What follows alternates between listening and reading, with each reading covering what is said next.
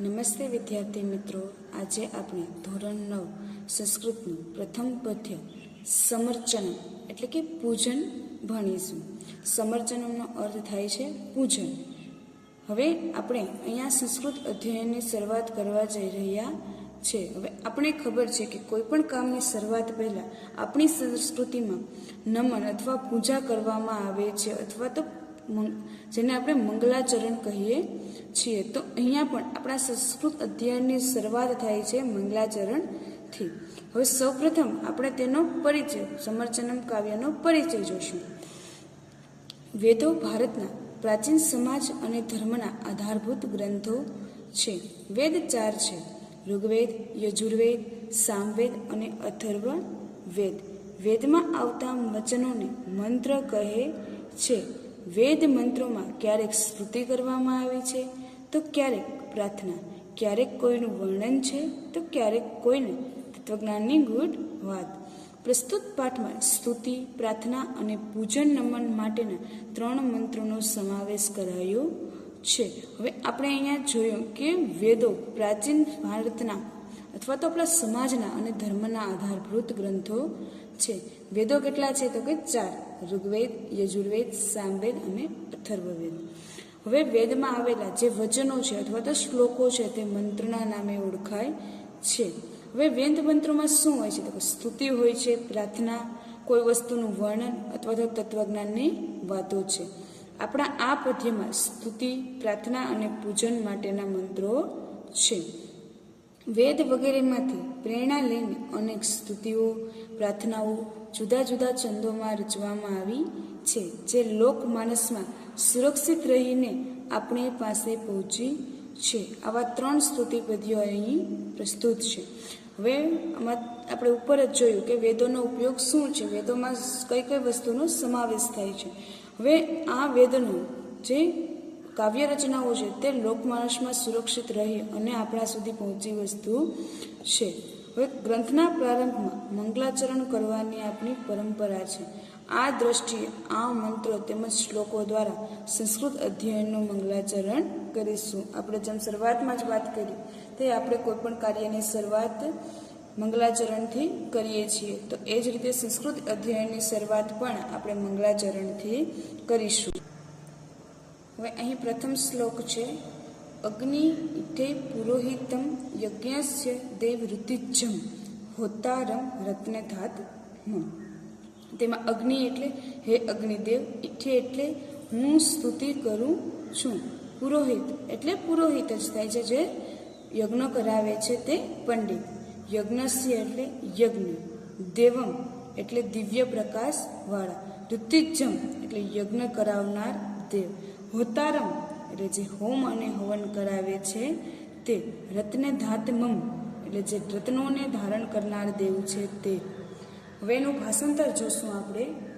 તો ભાષાંતર થાય છે: યજ્ઞના પુરોહિત, દિવ્ય પ્રકાશવાળા દેવ, યજ્ઞ કરાવનાર, હોમ હવન કરાવનાર, રત્નોને ધારણ કરનાર અગ્નિની હું સ્તુતિ કરું છું.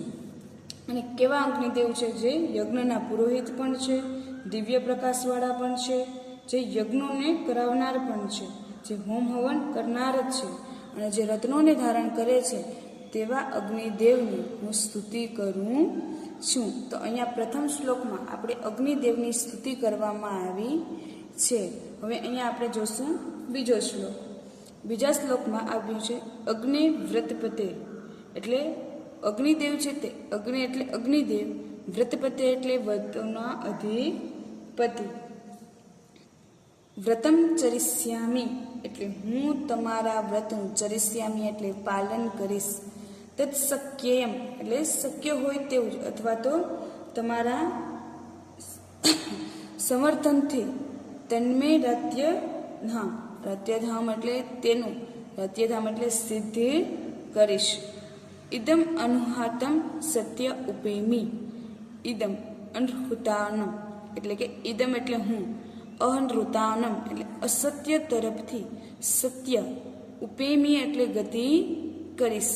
હવે અહીં કહેવામાં આવ્યું છે કે હે વ્રતોના અધિપતિ અગ્નિદેવ, ચરિષ્યામી એટલે હું તમારા વ્રતનું પાલન કરીશ. અસત્ય તરફથી સત્ય તરફ હું ગતિ કરીશ. હવે અહીંયા આપણે શ્લોકનું ભાષાંતર જોઈએ તો, હે વ્રતોના અધિપતિ અગ્નિદેવ, હું તમારા વ્રતનું પાલન કરીશ. તે વ્રતની મને સિદ્ધિ કરાવો. આ હું અસત્યના માર્ગેથી સત્ય માર્ગ તરફ ગતિ કરું છું. અહીં અગ્નિદેવને પ્રાર્થના કરવામાં આવી છે કે અગ્નિદેવ તમે અમને અસત્યમાંથી સત્ય તરફનો રસ્તો બતાવો. હું જે વ્રત કર્યું છે, જે મેં પ્રતિજ્ઞા લીધી છે, આ પ્રતિજ્ઞાનું હું પાલન કરું એવી મને રત્યધ્યામ એટલે કે મને સિદ્ધિ આપો. તો અહીંયા બીજા શ્લોકમાં અગ્નિદેવની આપણે સ્તુતિ કરવાની છે કે જે આપણે કાર્ય કરવા જઈ રહ્યા છે તેમાં આપણને સફળતા મળે. હવે આપણે જોશું ત્રીજો શ્લોક છે, નમઃ સંભવાય ચ મયો ભવાય ચ નમઃ શંકરાય ચ મયસ્કરાય ચ નમઃ શિવાય ચ શિવતરાય ચ. હવે અહીંયા નમઃ એટલે નમન કરીએ છીએ. એ સંભવાય એટલે કલ્યાણ કે સુખને જન્માવનાર છે તે. મયો ભવાય એટલે કે સુખના દાતાને નમસ્કાર હો. શંકરાય ચ એટલે જે કલ્યાણ કરે છે તે. મયસ્કરાય એટલે કે જે સુખાકારી છે તે. શિવતરાય ચ એટલે કે જે અતિશય કલ્યાણકારી છે તે. નમઃ શિવાય તે શિવને હમારા નમન હો. અહીંયા શિવની સ્તુતિ કરવામાં આવી છે. હવે આપણે આ શ્લોકનું ભાષાંતર જોશું. કલ્યાણ કે સુખને જન્મ આપે એવા અને સુખના દાતાને નમસ્કાર હું. જે કલ્યાણ કરે છે તેમજ સુખાકારી છે તેને અમારા નમસ્કાર હો. હે જે શિવ અને અતિશય કલ્યાણકારી છે તેને અમારા નમસ્કાર હો. તો અહીંયા આ શ્લોકમાં આપણે શિવની સ્તુતિ કરવાની છે. તો શિવ કેવા છે? તો કે અતિશય સુખાકારી, કલ્યાણકારી અને સુખ જન્માવનાર છે. હવે આપણે ચોથો શ્લોક જોશું. યમ બ્રહ્મા વરુણેન્દ્ર રુદ્ર મરુતઃ સ્તુતિવંતઃ દિવ્યે સ્તવેઃ વેદે સાંગઃ પદઃ ક્રમો ઉપનિષદેઃ ગાયન્તિ યમ સામગાઃ ધ્યાનવસ્તિ તત્ગતેન મનસા પશ્યન્તિ યમ યોગિનો યસ્યાન્તં ન વિદુઃ સુરાઃ સુરગણાઃ દેવાય તસ્મે નમઃ. હવે અહીંયા આપણે તેના શબ્દાર્થ જોઈએ. યમ એટલે જે, ને બ્રહ્મા, વરુણ, ઇન્દ્ર, રુદ્ર અને મરુત એટલે બીજા દેવગણ સ્તુતિવંત સ્તુતિ કરે છે. દિવ્ય એટલે દિવ્ય, સ્તવે એટલે સ્ત્રોત દ્વારા, વેદેહ એટલે કે વેદો, આપણે જોયું કે 4 વેદ છે તે, સાંગહ એટલે કે 6 વેદાંગ, પદ એટલે પદપાઠ, ક્રમો એટલે ક્રમપાઠ, ઉપનિષદ એટલે કે ઉપનિષદ, ગાયંતી યસ સામગાહ એટલે કે સામનું જે ગાયન કરે છે તેવા ઋષિઓ, સામનું એટલે કે સામવેદનું, ધ્યાન અવસ્થિત તદગતેન જેનું ધ્યાન અવસ્થામાં સ્થિત છે તેવા, મનસા પશ્યંતી મનની આંખો વડે જોવે છે, યમ યોગીનો એટલે જે યોગીઓ, યશા અંતમ જેના અંત વિશે, વિદુહુ એટલે જાણતા, ન એટલે નથી, સુરા એટલે દેવો, સુરગણાહા સુરાહા એટલે કે દેવ અને દાનવો, દેવાય તસ્મે નમઃ એટલે જેને દેવો નમન કરે છે તેવા. તો હવે આપણે અહીંયા શ્લોકનું ભાષાંતર જોશું. જેની બ્રહ્મા, વરુણ, ઇન્દ્ર, રુદ્ર અને દેવો દિવ્ય સ્ત્રોતો વડે સ્તુતિ કરે છે. સામનું ગાન કરનારા ઋષિઓ જેનું 6 વેદાંગ, પદપાઠ, ક્રમ અને ઉપનિષદો દ્વારા એનું ગાન કરે છે તે, જેનું યોગીઓ ધ્યાનની અવસ્થાને થયેલા મન વડે તેના દર્શન કરે છે તેવા, જેના અંતને દેવો અને અસુરો પણ જાણતા નથી તે દિવ્ય રૂપધારી પરમાત્માને અમારા નમન હો. હવે પછીનો શ્લોક જોશું આપણે. ભયાના ભયમ ભીષણમ ભીષણાનામ ગતિ પ્રાણીનામ પાવનમ પાવનામ મહોચ્ચમ પદાનામ નૃયંતુ ત્વમેકમ પરેશામ પરમ રક્ષકમ રક્ષકાનામ. ભયાનમ, ભયાનમનો અર્થ થાય છે ભયાનક. ભયમ એટલે સંજોગ, ભયાનક જ. ભીષણ એટલે ભીષણ, સંજોગોમાં પણ ભીષણામ એટલે ભીષણ છે. ગતિ પ્રાણીનામ એટલે કે પ્રાણી માત્રમાં જે ગતિ કરે છે તે. પાવનમ પાવનમ, પાવનમ એટલે પવિત્ર, પવિત્ર વસ્તુઓમાં જે પવિત્ર છે તે.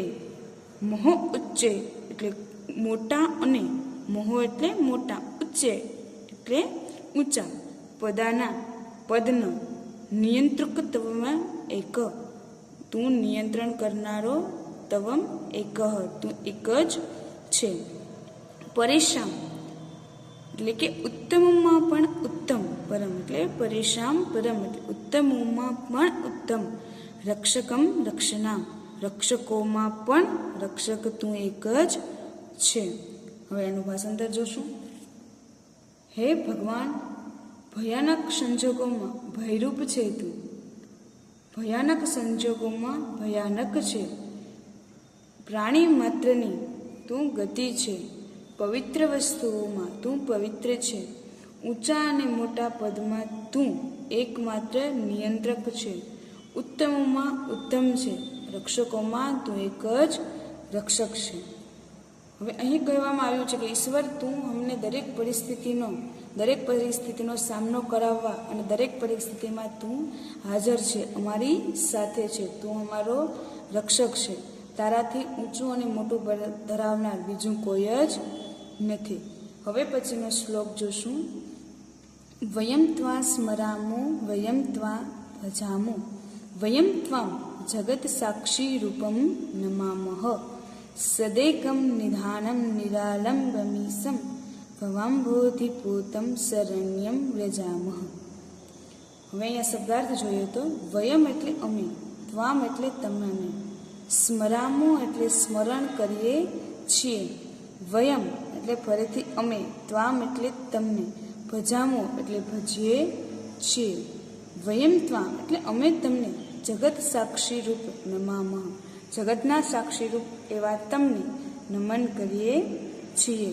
સદેકમ નિધાનમ નિરાલંબમીસમ એટલે સત્યનો ખજાનો છો તમે, તમે આધાર વિહાણા ઈશ્વર છો, જેને કોઈની પણ જરૂર નથી.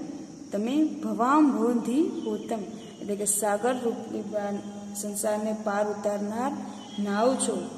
શરણ્યમ વ્રજામઃ તમે શરણમાં યોગ્ય જવા એવા છો, એટલે વ્રજામઃ એટલે અમે તમને નમન કરીએ છીએ. અહીંયા આપણે તેનું ભાષાંતર જોશું. અમે તમારું સ્મરણ કરીએ છીએ, અમે તમને ભજીએ છીએ, જગતના સાક્ષીરૂપ એવા અમે તમારું નમન કરીએ છીએ. સદેકમ નિધાન એટલે અમે, તમે એક જ માત્ર સત્ય નિધો છો, તમે આધાર વિહાવણા ઈશ્વર છો, તમે સંસારરૂપી સાગરને પાર ઉતારનાર નાવ છો. શરણમાં જોવા યોગ્ય તમે, અમે તમને નમન કરીએ છીએ, અથવા તો અમે તમને પ્રાપ્ત કરીએ છીએ. અહીંયા ઈશ્વરને કીધું છે કે તમે જ અમારો આધાર છો. ઈશ્વરને કોઈની જરૂર નથી, પરંતુ આપણે ઈશ્વરની જરૂર છે. ઈશ્વરના કારણે આપણે સંસારરૂપી નાવમાંથી પાર ઉતરી શકીએ છીએ. તો અહીંયા ઈશ્વરનો મહિમા છે તે બતાવવામાં આવ્યો છે. હવે આપણે તેનું સ્વાધ્યાય જોશું.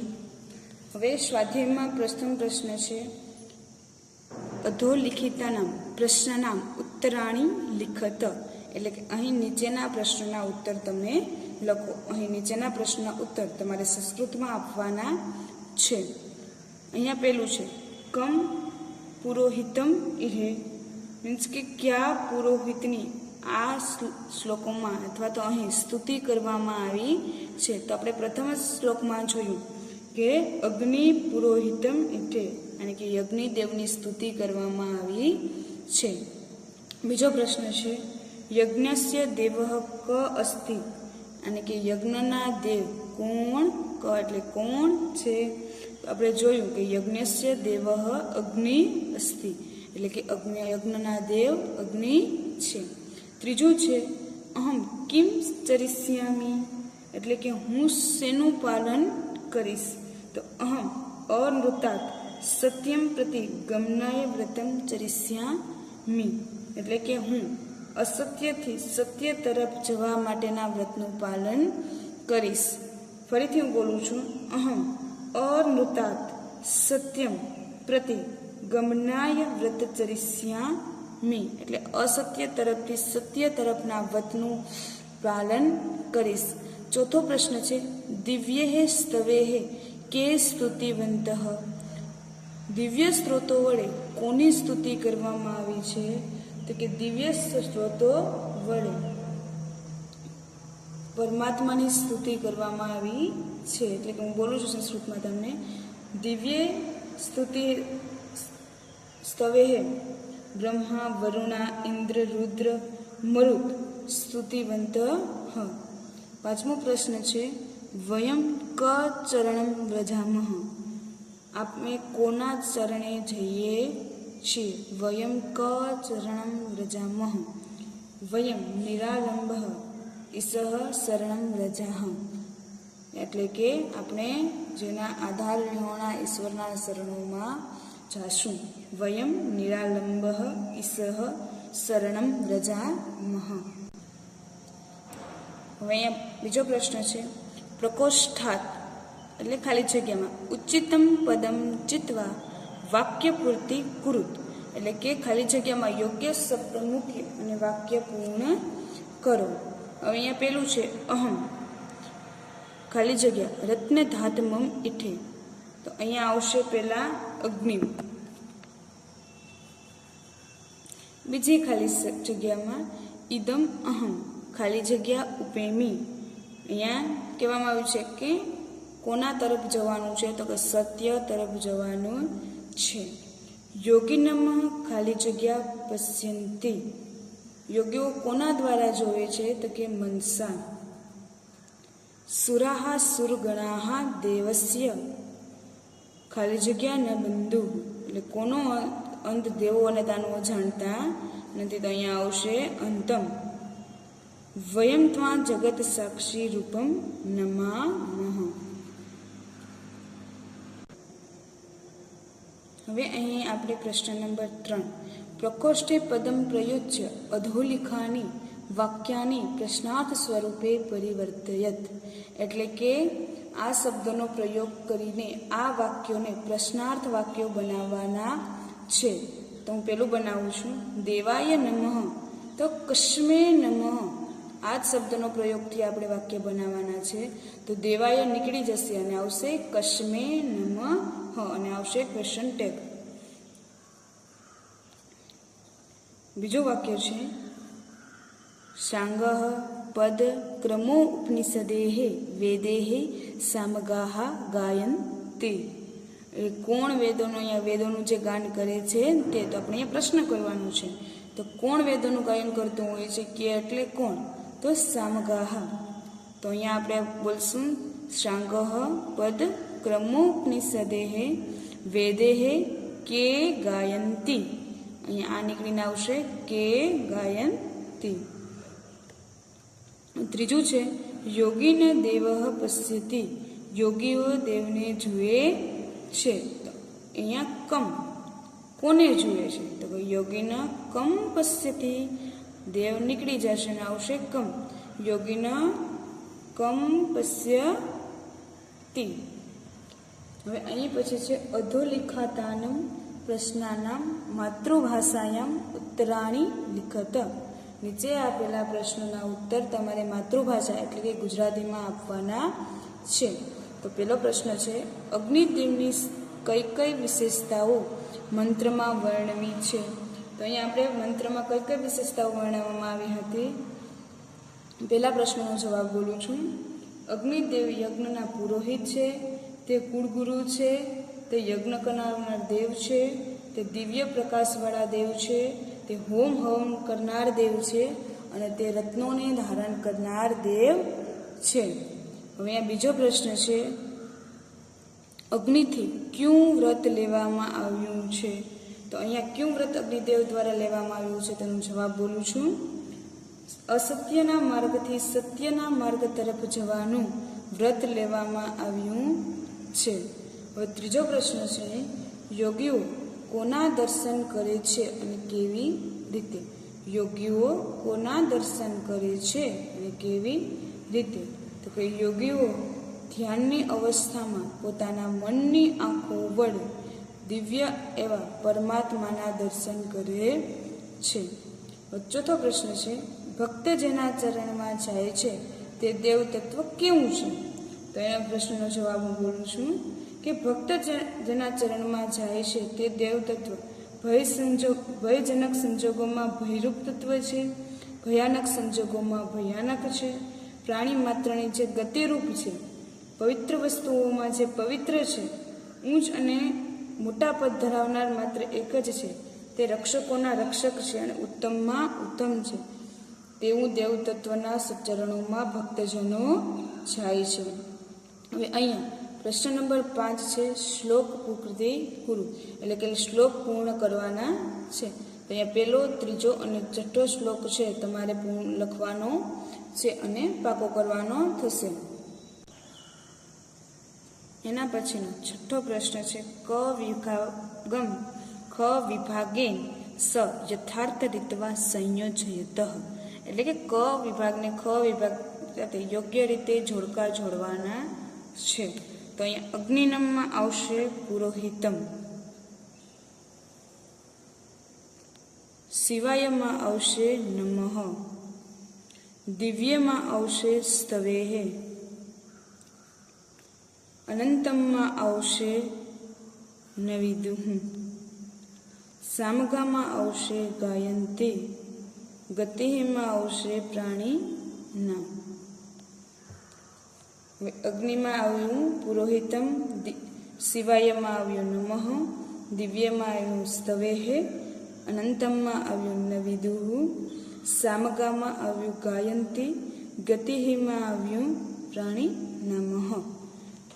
હવે અહીંયા આપણે પ્રથમ પદ્ય સમર્ચનમ સમજ્યું, તેનું ભાષાંતર કર્યું અને તેનું સ્વાધ્યાય પણ યોગ્ય રીતે આપણે કર્યું છે. હવે કાલે તમારે હોમવર્કમાં આનું કાવ્ય નંબર 1 સમર્ચનનું સ્વાધ્યાય લખવાનું રહેશે. તે સ્વાધ્યાયનું પાકું પણ કરવાનું રહેશે. ખાસ મહત્ત્વના આ ત્રણેય શ્લોક તમારે લખી સ્વાધ્યાયની સાથે લખવાના તો છે જ, પરંતુ પાકા પણ કરવાના રહેશે. આ ઉપરાંત જો તમને આ કાવ્યમાં કોઈ પણ પ્રકારનો કંઈ પણ પ્રશ્ન હોય